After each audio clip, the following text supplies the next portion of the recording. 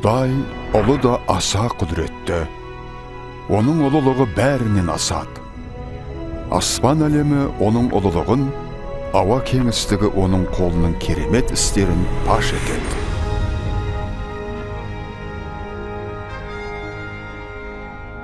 Осыларды күн сайын жариялап, түнде де бұл білімді мәлімдейді.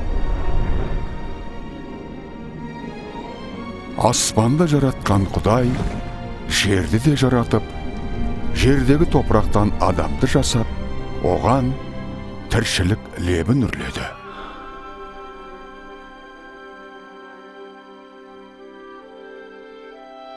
Жаратушы иеміз Адам ата Хауанамен қарым-қатынаста болу үшін, оларды өзіне рухани жағынан ұқсас етіп жаратты. Әуел баста олар Құдайды қастерлеп, онымен үйлесімді өмір сүрді.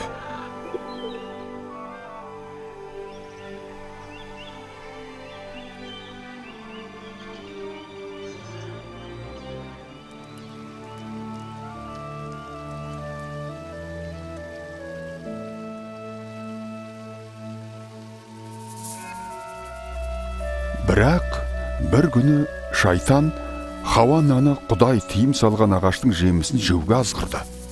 Хауана ол жемісті Адам атаға да жегізді. Сөйтіп олар Құдайға қарсы шығып, өз жолымен жүруді таңдады.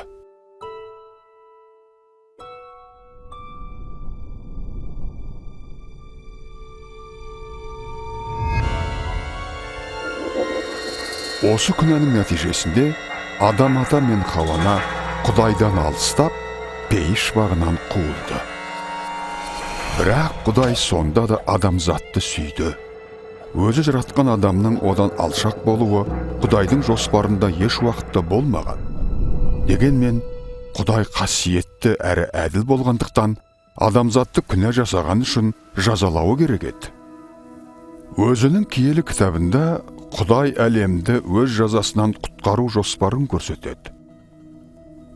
Осы жоспарды алғаш көрген Ыбырайым болды.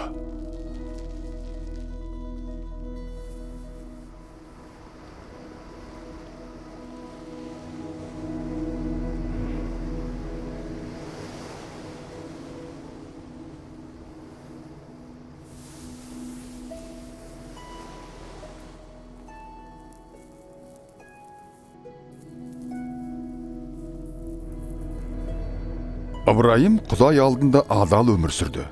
Құдай Ыбырайымға ақ батасын үйіп төгіп беріп, аспандағы жұлдыздар мен теңіз жағасындағы құм қиыршықтары қаншалықты көп болса, оның ұрпақтарын да соншалықты сансыз етіп көбейтуді уәде етті.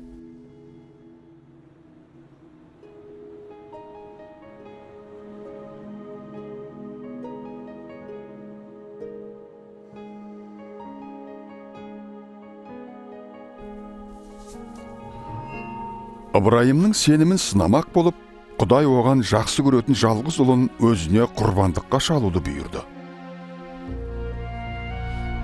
Ыбырайым Құдайға сенім артқандықтан, оған толық мойын сұнды.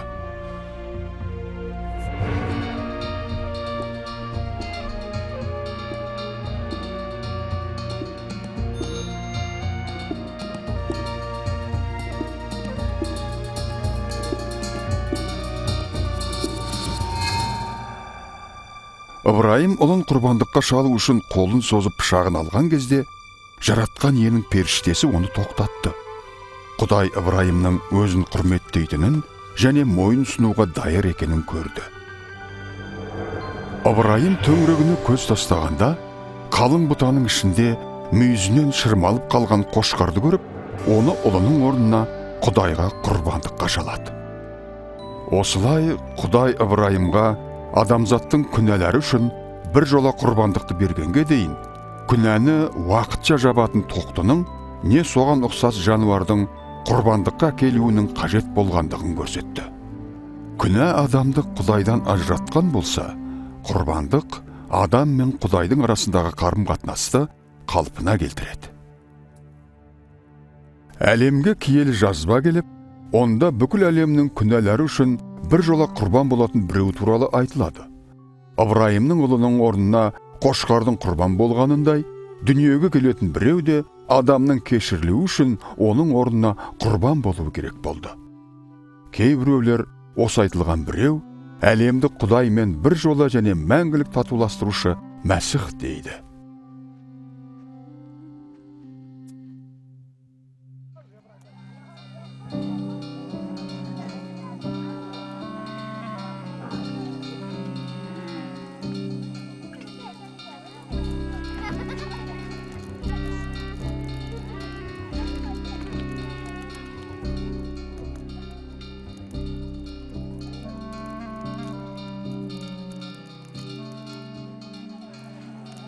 Пайғамбарлар Исаның туылуы жайындағы көптеген нәрселерді егжей-тегжейлі айтқан болатын. Бұл Исаның дүниеге келуінен жүздеген жылдар бұрын болды. Ишая пайғамбар Исаның ғажап жолмен туылатынын алдын ала айтып кеткен. Пәк қыз құрсақ көтеріп, ұл туады, оған Құдай бізбен бірге деген ат қойылады. Миха пайғамбар Мәсіхтің Бетлехемде дүниеге келетінін, ал Закария пайғамбар оның Иерусалимге есек мініп кіретінін, және Мәсіхтің сырлас достарының бірі Яһуданың оған опасыздық жасайтынын алдын ала айтқан. Ишая Мәсіх дүниеге келгенде не істейтіні жайлы пайғамбарлық сөз айтқан болатын. Жаратушының таңдаулысы жарлыларға ізгі хабар жеткізіп, жаралы жүректерді жұбатып, сондай-ақ тұтқындарға босатылып, бұғаудағыларға азат болатындарын жар салуға жіберілді. Ол Құдай иеміздің бүкіл адамзатты құтқаратын кезінің келгенін хабарлайды.